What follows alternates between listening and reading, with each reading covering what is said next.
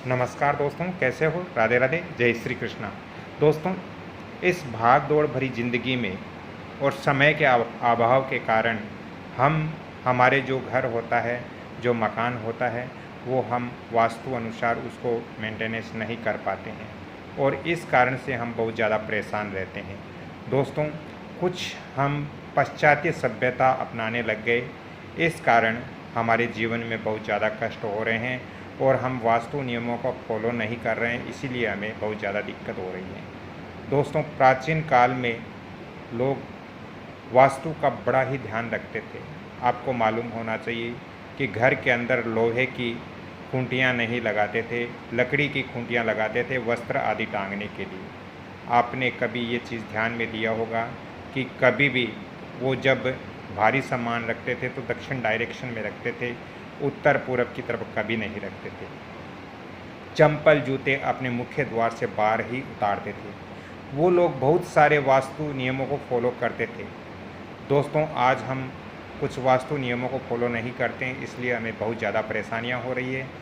आज मैं इस वीडियो के अंदर आपको बताने जा रहा हूं कि हमारे घर के यदि मुख्य द्वार के सामने क्या क्या होने से हमारे घर के ऊपर क्या इसका प्रभाव पड़ता है, क्या असर पड़ता है। तो चलिए मैं नक्शे द्वारा आपको पूर्ण जानकारी देता हूँ।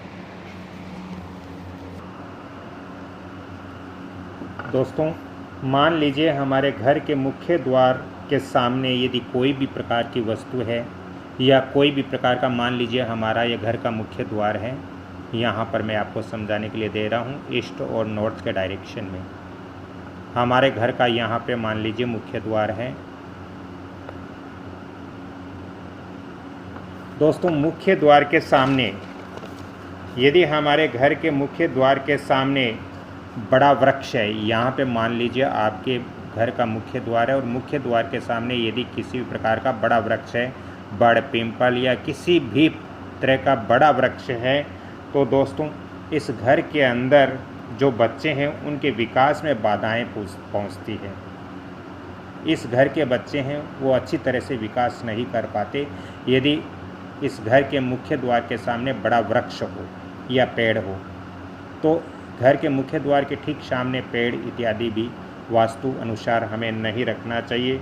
दोस्तों, घर के मुख्य द्वार के सामने बड़ी नाली हो या गड्ढा हो, यहाँ पर यदि बड़ी नाली हो पानी के लिए या यहाँ पे गड्ढा हो मुख्य द्वार के सामने, तो दोस्तों इस घर में रहने वाले को कष्ट इत्यादि हर समय बने रहते हैं, परेशानियाँ बनी रहती हैं। यदि घर के मुख्य द्वार के सामने गड्ढा या नाली हो या फिर कुआं बोरिंग हो, तो दोस्तों ऐसी स्थिति में इस घर के अंदर कष्ट रहेगा और मानसिक समस्या हर समय हर सदस्य के बनी रहेगी।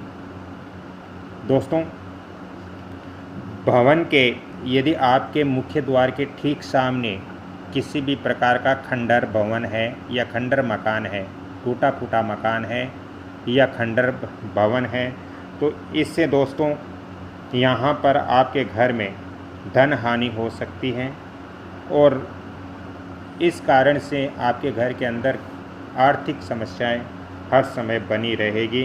दोस्तों, यदि भवन का कोना यहाँ पर यदि दूसरे मकान का कोना भी लग रहा है आपके मुख्य द्वार के सामने, तो ये आपके घर में जो सदस्य हैं उनका स्वास्थ्य पर बहुत ज़्यादा असर डालता है।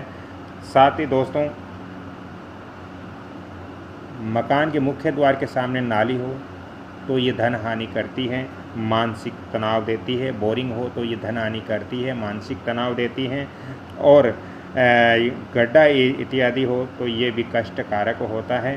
दोस्तों, इस तरह से हमारे घर के मुख्य द्वार के ठीक सामने न तो वृक्ष होना चाहिए, न नालियाँ होनी चाहिए, न गड्ढे होने चाहिए, न किसी प्रकार का बोरिंग, ट्यूबवेल, हेडपम्प इत्यादि यहाँ घर के मुख्य द्वार के ठीक सामने नहीं होना चाहिए। अन्यथा घर के अंदर जो जो मैंने वास्तु दोष बताए हैं वो वास्तु दोष इस घर के अंदर उपलब्ध रहते हैं। आज मैंने ये आपको नक्शा द्वारा समझाया कि घर के मुख्य द्वार के सामने बिल्कुल भी खंडर भवन नहीं होना चाहिए, कोई किसी भी प्रकार का बड़ा वृक्ष नहीं होना चाहिए और किसी प्रकार की नाली, ज़्यादा बड़ी नाली या गड्ढा नहीं होना चाहिए। तो आज मुझे इतनी ही जानकारी देनी थी। अगली कड़ी में फिर मैं आपसे मिलता हूँ, तब तक के लिए आपसे क्षमा चाहता हूँ। आप इस वीडियो को लाइक शेयर सब्सक्राइब जरूर कीजिए और बेल आइकन घंटी के निशान पर भी क्लिक कीजिए। राधे राधे, जय श्री कृष्ण, धन्यवाद।